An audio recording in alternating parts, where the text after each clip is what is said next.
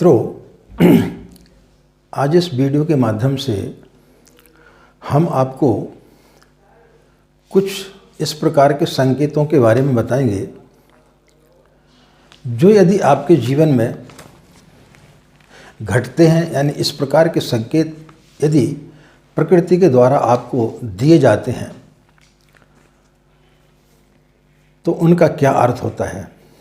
इसके पहले हमने एक वीडियो डाला था, उसमें हमने करीब 7 संकेत बताए थे कि ये संकेत यदि आपको अपने जीवन में प्राप्त होते हैं तो समझो कि आपका अच्छा समय आने वाला है, और यदि वो संकेत मिलते हैं आपको तो उन्हें और ज़्यादा शुभता में कैसे परिवर्तित किया जाए वो हमने उनके उपाय भी बताए थे। आज हम आपके लिए कुछ अशुभ संकेतों के बारे में जानकारी देंगे कि यदि इस प्रकार के संकेत आपके जीवन में ईश्वर के द्वारा, प्रकृति के द्वारा दिए जाते हैं तो इसका मतलब है कि आपका समय जो है वो बुरा आने वाला है। लेकिन इस चीज़ को हम आपको पहले बताएं, उसके पहले कुछ चीज़ें आपको बताना ज़रूरी है। उस चीज़ को यदि आप समझ गए तो फिर आप समझेंगे कि इस संकेत का मतलब क्या होता है। मित्रों, संकेत का मतलब होता है इशारा, आगाह करना, हिंट देना। आपको कोई बुरा समय आने वाला या कोई बुरी घटना घटने वाली है उसके पहले आपको सचेत कर देना, ये होता है संकेत का मतलब। तो परमात्मा बड़ा दयालु होता है। परमात्मा हमें हमारे जीवन में यदि हम कोई गलतियां कर रहे हैं तो वो हमें संकेत देता है, सचेत करता है कि आप इस रास्ते पर यदि जाएंगे तो वहाँ पर आपके लिए कठिनाई पैदा हो सकती है। यह हमारे ऊपर है कि उन संकेतों को हम किस तरीके से लेते हैं। आप चले जा रहे हैं और अचानक आगे जो है बहुत बड़ी खाई है, लेकिन कोई व्यक्ति यदि आपको सचेत कर देता है कि भाई आगे खाई है, आप इस रास्ते पर ना जाएं, या आगे जो है जंगल है बहुत बड़ा, वहाँ पर डाकू रहते हैं या शेर रहता है, हिंसक जानवर रहते हैं, तो आपको उस रास्ते से नहीं जाना चाहिए। तो इस प्रकार का इशारा, हिंट, ये किसी ने आपको आगाह कर दिया और उसके पश्चात भी यदि आप उस रास्ते से जाएंगे तो फिर निश्चित रूप से आपको उसमें परेशानी का सामना करना पड़ेगा। लेकिन आप यदि उसकी बात को मान करके और उस रास्ते से हट करके किसी दूसरे रास्ते से चले जाते हैं तब फिर क्या होगा, तब फिर आपके जीवन में कोई कठिनाई नहीं रहेगी, आप उस रास्ते से सही सलामत जा सकते हैं। इसी प्रकार से जब व्यक्ति का जीवन चलता है तो उसमें ढेर सारी खुशियाँ भी आती हैं, दुख भी आते हैं, तो उनके लिए प्रकृति हमें कुछ प्रकार के संकेत देती है। जब हमारी सोच नेगेटिव हो जाती है, नकारात्मक हो जाती है, उस समय व्यक्ति के जीवन में दुखों का पहाड़ टूट जाता है, क्योंकि जब भी व्यक्ति नकारात्मक सोचता है तभी उसके जीवन में दुख उसे दिखाई देते हैं, और जो व्यक्ति सकारात्मक सोचता है उसके जीवन में कभी इस प्रकार की घटनाएं नहीं घटती। तो आज हम आपको कुछ संकेतों से परिचय कराएंगे। यदि वो संकेत आपके जीवन में दिखाई देते हैं तो उनका कारण क्या है, उनका निराकरण क्या है, क्या हमें उपाय करना चाहिए, और ये संकेत आपको क्या देने के लिए जा रहे हैं, ये संकेत आपको क्यों दिखाई दे रहे हैं, इन संकेतों के पीछे छिपे हुए रहस्य को हम आपको बताने का प्रयास करेंगे। जैसा कि मित्रों आप जानते हैं, हम अपने वीडियो के माध्यम से एक सकारात्मक सोच देने का प्रयास करते हैं। हमारे वीडियो अन्य लोगों के वीडियो से जो है एकदम यूनिक होते हैं, अलग होते हैं, हट कर के होते हैं। हम कभी भी किसी चीज़ को लेकर के लोगों को ऐसा भयभीत नहीं करते हैं कि यदि आपके साथ में ऐसा हो गया तो फिर ये हो जाएगा, आपको ये पूजा पाठ कराना पड़ेगी, आपको ये रत्न पहनना पड़ेगा, आपको ऐसा करना पड़ेगा। ऐसे करने से कहीं कुछ होता नहीं है। हम आपको उनकी सरल ऐसे उपाय बताएंगे जो यदि आप करेंगे तो आपके अंदर का जो भय है वो दूर होगा। तो चलिए इस वीडियो को प्रारंभ करते हैं, और प्रारंभ करने के पूर्व जो है आपको हमने जो चीज़ें बताई वो यदि आप ध्यान में रखेंगे कि ये घटनाएं, ये संकेत प्रकृति हमें क्यों दे रही है और उनसे हमें किस प्रकार से सचेत हो जाना चाहिए, किस प्रकार से हमें उपाय करना चाहिए ताकि हम उनसे जो है मुक्ति पा सकें, हमारे जीवन में उस प्रकार की घटनाएं ना घट सकें। राधे राधे, जय श्री कृष्णा, नमस्कार। मैं आचार्य पंडित गिरीश बारोलिया। गायत्री महामंत्र। ओम भूर्भुवः स्वः तत्सवितुर्वरेण्यं भर्गो देवस्य धीमहि धियो यो नः प्रचोदयात्। अखण्डमण्डलाकारं व्याप्तं येन चराचरं तत्पदं दर्शितं येन तस्मै श्री गुरवे नमः। तस्मै श्री गुरवे नमः। मित्रों, जिस प्रकार से कोई व्यक्ति पढ़ रहा है, कोई बच्चा पढ़ रहा है, एनुअल एग्जामिनेशन नहीं होता है, उसके पहले जो है टेस्ट होते हैं। टेस्ट क्यों होते हैं? टेस्टों के माध्यम से जो है उसे संकेत दिया जाता है, उसे इशारा दिया जाता है, उसे हिंट दिया जाता है कि आप कितने गहरे पानी में हैं।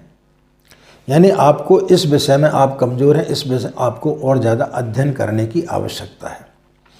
इसी प्रकार से जब व्यक्ति का जीवन चलता है तो उसमें कई प्रकार की हमारे जीवन में त्रुटियां होती हैं।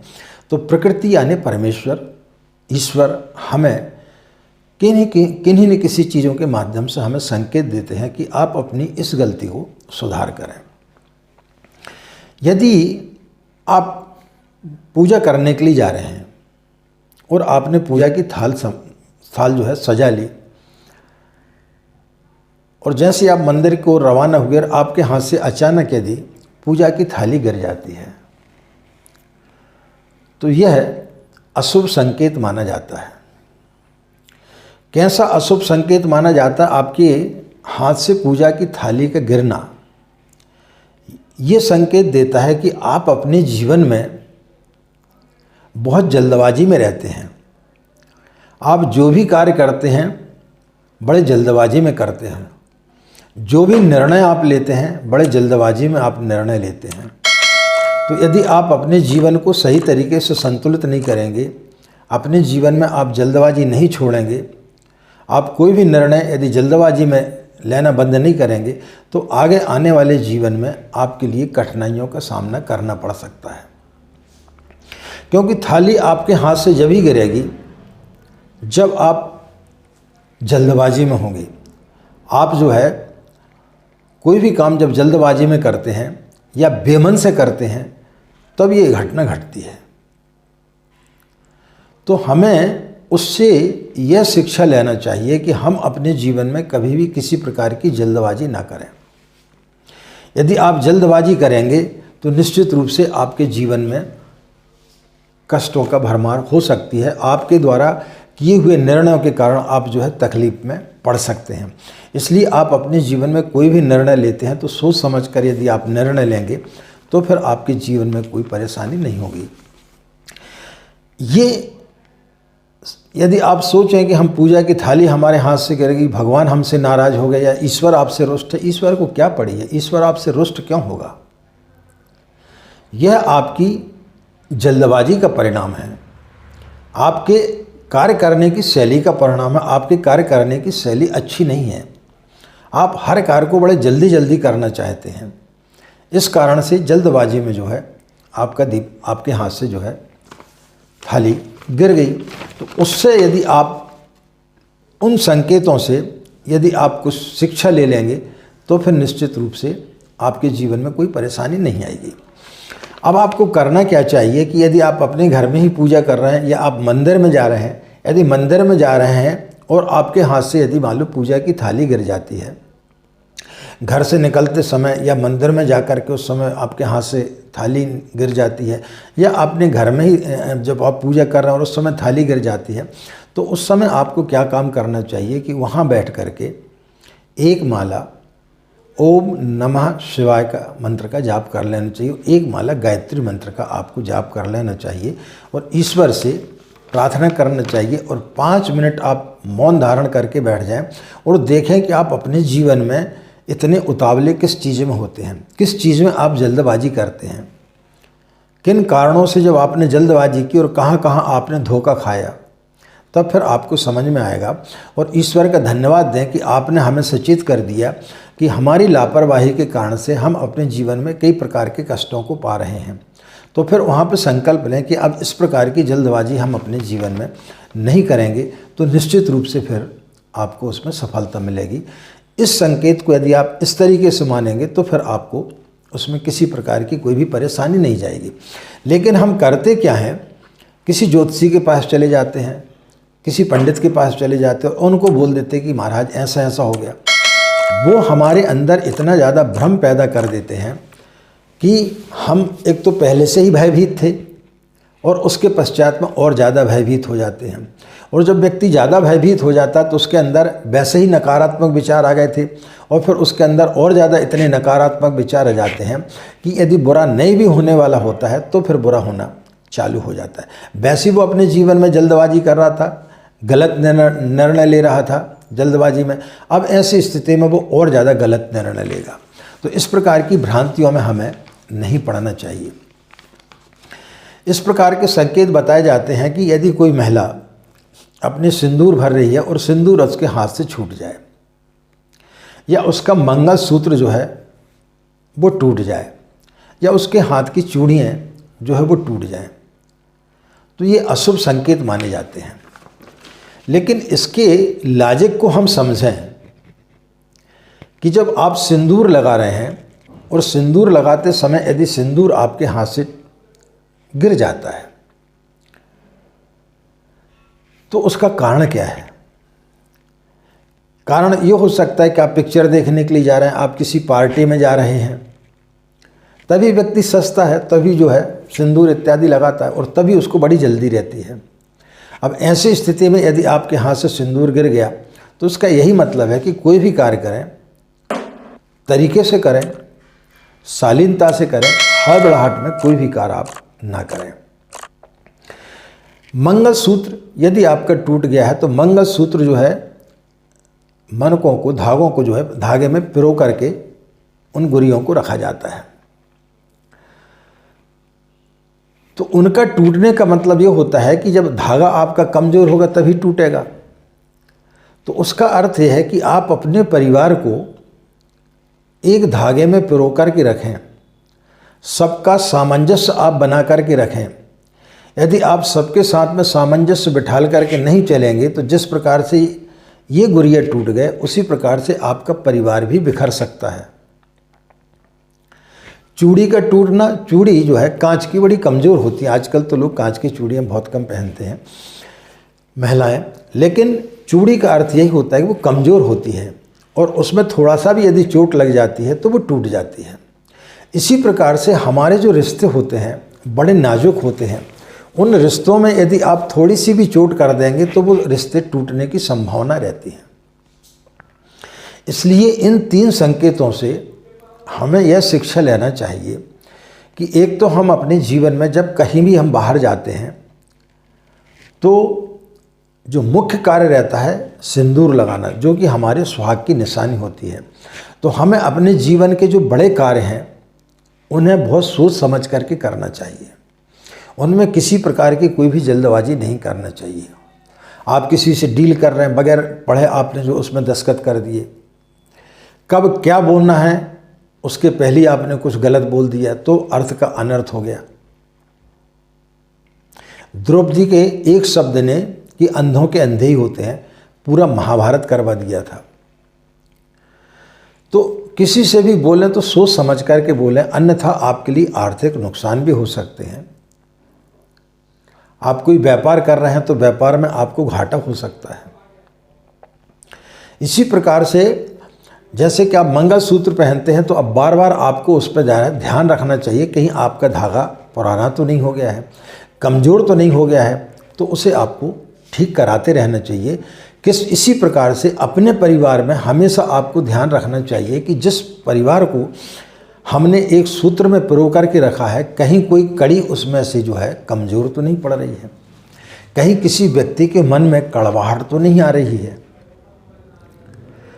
और उस चीज़ का यदि आप ध्यान रख करके अपने जीवन को जिएंगे तो फिर आपके घर में कभी कोई परेशानियां नहीं आएंगी। इसी प्रकार से जब आपकी चूड़ी टूट जाती है, चूड़ी बड़ी कमज़ोर होती है, तो हमारे जो रिश्ते होते हैं बड़े कमज़ोर होते हैं। हमें हमेशा ये ध्यान रखना चाहिए, पति को हमेशा ये ध्यान रखना चाहिए कि अपने मित्रों के समक्ष जो है अपनी पत्नी का अपमान न करे। पत्नी को चाहिए कि उसके मित्रों के सामने अपमान न करे। अपने बड़े बुजुर्गों का जो है सम्मान करना चाहिए। ऐसा ना हो कि छोटी सी गलती के कारण हमारी जो चीज़ें हैं, हमारे जो संबंध हैं, वो टूट करके बिखर जाएं। बड़े कोमल होते हैं रिश्ते परिवार के, उनको बहुत संजो करके रखना पड़ता है। तो ये तीनों संकेत आपको परिवार को किस तरीके से हमें संजो करके रखना है, परिवार में हमें किस तरीके से संभाल करके रखना है, ये मंगलसूत्र, सिंदूर और चूड़ी के संकेत हमें बताते हैं। तो इस प्रकार के यदि आप कोई काम करते हैं तो फिर आपको वो काम नहीं करना चाहिए।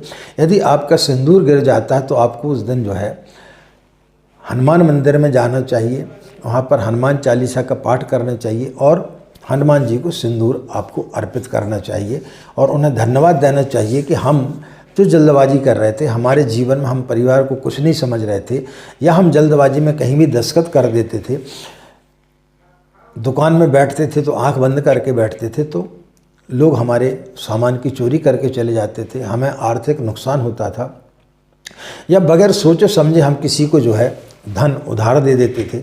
तो अब इस प्रकार का नहीं करेंगे।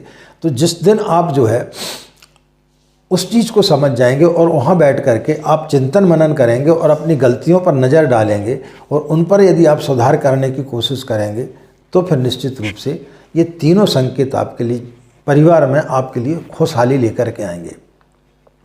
नित्य जो है यदि आपका मंगलसूत्र टूट जाता है तो उसी क्षण जो है आपको अपने बड़े बुजुर्गों का आशीर्वाद ले लेना चाहिए।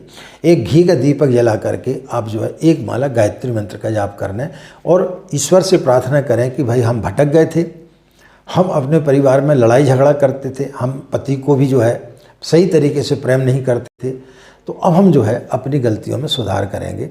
और इस प्रकार से फिर जो है आप यदि साधना अपने जीवन को जिएंगे तो फिर आपके जीवन में कोई कठिनाई नहीं आएगी। यदि कांच की चूड़ियाँ टूट जाती हैं तो उसी क्षण जो है आप ईश्वर को धन्यवाद दें और तुलसी के झाड़ के पास में जाकर के 24 बार गायत्री मंत्र बोल कर के आ जाएँ और माँ से प्रार्थना करें कि हमारे सुहाग की रक्षा करें। हम अपने पति को खोना नहीं चाहते, हम अपने पति की जो है अच्छी पत्नी बन कर के रहना चाहते हैं। किसी प्रकार की कोई भी हमारे मुंह से ऐसी वाणी ना निकले कि जो हमारे पति को चोट पहुंचाए या हमारे पति से हमें दूर ले जाए। तो इस प्रकार से फिर आपको करना चाहिए। इसी प्रकार से बुरे स्वप्न जब हमें आते हैं, जब हम सपने में बुरे स्वप्न देखते हैं, जैसे शेर का स्वप्न देखना, आग लग जाना, बाढ़ देखना कि पूरा का पूरा जो है घर हमारा बह गया है, यानी बुरे स्वप्न जो डरावने स्वप्न होते, भूत प्रेतों को देखना, इस प्रकार के यदि स्वप्न आते हैं तो वो स्वप्न कब आते हैं? जब हमारे अंदर नकारात्मक ऊर्जा बहुत ज़्यादा होती है। हम सोते समय बुरी चीज़ों को सोच करके सोते हैं। तो जिस दिन हम सकारात्मक सोचने लगेंगे और हमारे अंदर के भय को हम यदि खत्म कर देंगे, कभी कभी क्या होता है कि हम लोग छोटी छोटी बातों को लेकर के बड़े भयभीत हो जाते हैं। हमारे अंदर कई प्रकार की आशंकाएं जन्म ले लेती हैं और उन शंकाओं के कारण जो है हम बड़े व्यथित रहते हैं। फिर रात्रि में जो है स्वप्न के माध्यम से हम बेचैन होते हैं और वो इस प्रकार के स्वप्न हमें दिखाई देते हैं। तो जैसे ही आपको यदि बुरे स्वप्न दिखाई देते हैं और कई बार क्या होता है कि हम अचानक हमारी नींद खुल जाती है, तो यदि आपकी अचानक नींद खुल गई तो उसी समय बैठ करके सांस को थोड़ी सी जो है 5-10 बार आप छोड़ें रोकें, छोड़ें रोकें और 5 बार जो है आप जो है गायत्री मंत्र का जाप कर लें, हनुमान चालीसा का पाठ कर लें और फिर सो जाएं। या सुबह आपको वो स्वप्न याद रहता है तो वहीं बिस्तर पर बैठे बैठे जो है हनुमान चालीसा का पाठ कर लें, 5 बार गायत्री मंत्र का जाप कर लें और ईश्वर से प्रार्थना करें कि हमारे अंदर जो नकारात्मक सोच है उसे आप दूर करें। अब हम इस प्रकार के कोई भी गलत विचार अपने मन में नहीं लाएंगे, या हम जो कुछ भी गलत कार्य कर रहे थे जिनके कारण हमारे अंदर एक भय रहता है। कई बार क्या होता है, आप ऑफिस में काम करते लेकिन वहाँ पे आप चोरी चपाटी करते रहते हैं या आप अपने काम से जी चुराते हैं, तो इन सब चीज़ों का हमें भय बना रहता है। आप पत्नी के साथ में धोखा कर रहे हैं, आप बच्चों के साथ में धोखा कर रहे हैं, या कोई बच्ची है जो अपने माता पिता से छुपा करके कहीं किसी दूसरे व्यक्ति के साथ में जो है प्रेम संबंध कर रही है। तो ऐसी स्थिति में व्यक्ति को जो है इस प्रकार के स्वप्न आते हैं। तो ईश्वर से प्रार्थना करनी चाहिए कि भगवान लोगों को पता चले उसके पहले तुमने हमें सचेत कर दिया, अब हम अपने जीवन में इस प्रकार का कोई भी काम नहीं करेंगे जिससे कि हमारे अंदर भय का वातावरण पैदा हो। तो इस प्रकार का कृत्य आप फिर नहीं कर पाएंगे। आप यदि घर से बाहर निकल रहे हैं और कहीं आप लड़ाई झगड़े देख रहे हैं तो ये संकेत भी अच्छा नहीं माना जाता है। प्रकृति आपको ये दिखाना चाहती है कि यदि आप लड़ाई झगड़ा करते हैं, आपके अंदर क्रोध बहुत ज़्यादा है, आपके अंदर जो है वासना बहुत ज़्यादा है, तो इस प्रकार से यदि आप किसी से लड़ाई झगड़ा करेंगे, किसी भी चीज़ को लेकर के लड़ाई झगड़ा करेंगे तो उसका परिणाम क्या होगा। जब आप लड़ाई झगड़ा देखते, एक दूसरे को लोग मारते पीटते हैं, न मान सम्मान की किसी को पड़ी है, न किसी चीज़ को पड़ी है, पुलिस आती है उनको पकड़ा करके ले जाती है। तो ये संकेत हमें यही बताता है कि हमें अपने जीवन में अच्छे तरीके से रहना चाहिए। किसी प्रकार का कोई भी लड़ाई झगड़ा किसी से नहीं करना चाहिए। किसी प्रकार से किसी के प्रति ईर्ष्या और द्वेष की भावना हमें नहीं रखना चाहिए, अन्यथा हमारे जीवन में भी हमें भी इस तरीके के परिणामों से गुजरना पड़ सकता है। तो ईश्वर का आपको वहीं पे खड़े खड़े धन्यवाद देना चाहिए और 5 बार गायत्री मंत्र का जाप करके वहाँ से निकल जाएं और प्रार्थना करें कि हे ईश्वर, हमारे जीवन में इस प्रकार का समय ना आए, हमें ऐसी सद्बुद्धि दें कि हम इस प्रकार के कोई भी काम ना करें जिससे कि हमें भी इस प्रकार का दुख झेलना पड़े। इस प्रकार के यदि आपको स्वप्न, आपके जीवन में यदि इस प्रकार के संकेत आते मित्रों, तो उन्हें किसी प्रकार से आपको भयभीत नहीं होना चाहिए। हम क्या होता है कि बड़े भयभीत हो जाते हैं, उनका दीपक बुझ गया, अब क्या होगा, आज पूजा करना भूल गए, क्या होगा। तो ये सब चीज़ों से जब हम भयभीत हो जाते हैं तो उसका फ़ायदा दूसरे लोग उठाते हैं। दूसरे यानी पंडित, पुजारी, ज्योतिषी, ये आपका फ़ायदा उठाते हैं और फिर आपका भला होगा या नहीं होगा ये तो बात की चीज़ है, लेकिन उनका कल्याण जरूर हो जाता है क्योंकि वो एक अच्छी खासी रकम आपसे खींच लेते हैं। तो इस प्रकार के यदि आपके जीवन में कोई भी, इनके अलावा कोई भी यदि आपके जीवन में बुरे संकेत आते, जैसे उल्लू आपके छत पर के आकर के बैठ जाता है। उल्लू को शुभ क्यों नहीं माना जाता, क्योंकि उल्लू जो है नकारात्मक सोच आती है, उसको देखते ही साथ जो है एक डरावना टाइप का लगता है। तो जो चीज़ डरावनी लगती है उससे कभी अच्छे विचार उसको देख करके नहीं आ सकते। शेर को देख करके आपके अंदर कभी अच्छे विचार आएंगे क्या? लेकिन कोई सौम्य पक्षी है, तोता है, उसको देख करके आपके अंदर अच्छे विचार आएंगे। कुत्ता है जिसको आप अपने घर में पालते हैं, उससे आपको प्यार आता है, सकारात्मक विचार आते हैं। तो उल्लू जो होता है उसको देख करके आदमी के अंदर एक भय आता है। तो उल्लू यदि आपके छत के ऊपर बैठता है तो इसका मतलब यही है कि हमारे घर में जो नकारात्मक ऊर्जा चल रही है, नकारात्मक हम सब लोगों की जो सोच चल रही है, जिसके कारण हमारे घर में हमेशा लड़ाई झगड़े होते रहते हैं। हमारे घर में लोगों का स्वास्थ्य ठीक नहीं रहता इसी के कारण से। तो फिर आपको जो है ईश्वर की आराधना करना चाहिए, गायत्री मंत्र का आपको नियमित रूप से जाप करना चाहिए और जितना ज़्यादा से ज़्यादा हो सके सबको सकारात्मक सोचना चाहिए। तो फिर आपके घर में किसी प्रकार की कोई भी परेशानी नहीं आएगी। उपाय के तौर पर आपको क्या करना चाहिए कि जिस जगह पर उल्लू आकर के बैठता है उस जगह पर जाकर के शाम के समय सूर्य अस्त के पश्चात में एक दीपक में आप जो है 7 कपूर की टिकिया डाल दें और 3 जो है उसमें साबुत लौंग डाल दें और थोड़ा सा उसमें लोभान डाल दें और उसको 1 सप्ताह तक लगातार वहाँ पर आप हर दिन शाम को उसको जला दें। तो फिर एक तो उल्लू आना बैठ जाए, बंद कर देगा और जो नकारात्मक ऊर्जा वो वहाँ से दे रहा था वो नकारात्मक जो है चीज़ आना बंद हो जाएगी। कहीं किसी के पास में जाने की ज़रूरत नहीं, कोई डरने की आवश्यकता नहीं है। तो इस प्रकार की यदि आपके जीवन में किसी प्रकार की कोई भी समस्याएं आती हैं, किसी प्रकार के आपको ऐसा लगता है कि कोई नकारात्मक जीवन में हमारे साथ में कोई घटना घट रही है, तो उन्हें हमेशा पॉजिटिव में लें और गायत्री मंत्र का जाप कर लिए करें, तो फिर निश्चित रूप से आपके जीवन में कहीं कोई भ्रांति नहीं होगी। बहुत सारे संकेत आपको आपके YouTube चैनल पर मिल जाएंगे। हमने आपको कुछ खास संकेत बताए हैं और इस प्रकार के संकेत यदि आपके जीवन में जो प्राय घटते हैं उनमें किसी प्रकार से भी विचलित होने की आवश्यकता नहीं, भयभीत होने की आवश्यकता नहीं है। उन संकेतों के माध्यम से यदि आप अपने जीवन की दिशा धारा को बदल लेते हैं, किसी ने बता दिया कि हाँ खाई है और आपने उस रास्ते को बदल दिया, तो फिर आपके लिए जीवन में कठिनाई नहीं आएगी। इसी प्रकार से जो संकेत हमें प्राप्त होते हैं उन संकेतों के पीछे छुपे हुए कारणों को यदि हमने पकड़ लिया तो फिर आपका जीवन जो है सुखमय हो जाएगा। तो आशा मित्रों यह जानकारी आपके लिए अच्छी लगी होगी और इस प्रकार के यदि संकेत आते हैं तो जो हमने आपको उपाय बताए हैं उस प्रकार से आप करें और हमेशा अपनी सोच को जो है हम हमेशा सकारात्मक रखें। जिस दिन व्यक्ति अपनी सोच को सकारात्मक रखेगा, वर्तमान में जिएगा, तो फिर किसी प्रकार की कोई भी चीज़ें उसके जीवन में शुभ या अशुभ नहीं हो सकती हैं। शुभ या अशुभ हम स्वयं अपने हाथ से बनाते हैं।